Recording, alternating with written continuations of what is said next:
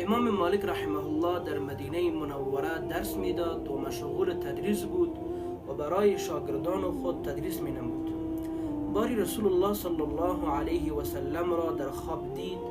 و با آن رسول صلی الله علیه و سلم ملاقات کرد و گفت که یا رسول الله صلی الله علیه و سلم، قیامت چه وقت برپا می شود و من چه وقت می میرم؟ رسول الله صلی الله علیه و سلم در خواب به امام مالک رحمه الله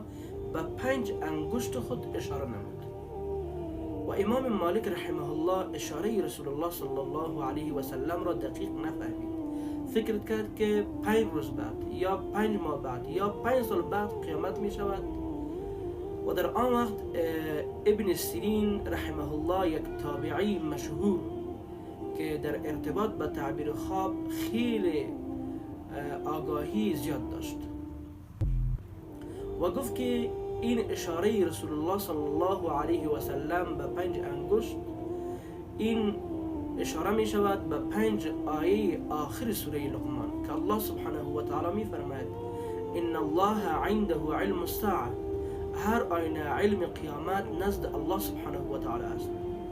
و ینزل الغیث، و الله سبحانه و تعالی باران را پایان می کند و یعلم ما فی الارحام، و می داند الله سبحانه و تعالی آنچه که در رحم هاست. و ما تدری نفس ماذا تکسب غدا، نمی داند هیچ نفس که فردا چی خواهد کرد. و ما تدری نفس بأی ارض تموت، نمی داند هیچ نفس که در کدام زمین خواهد مرد.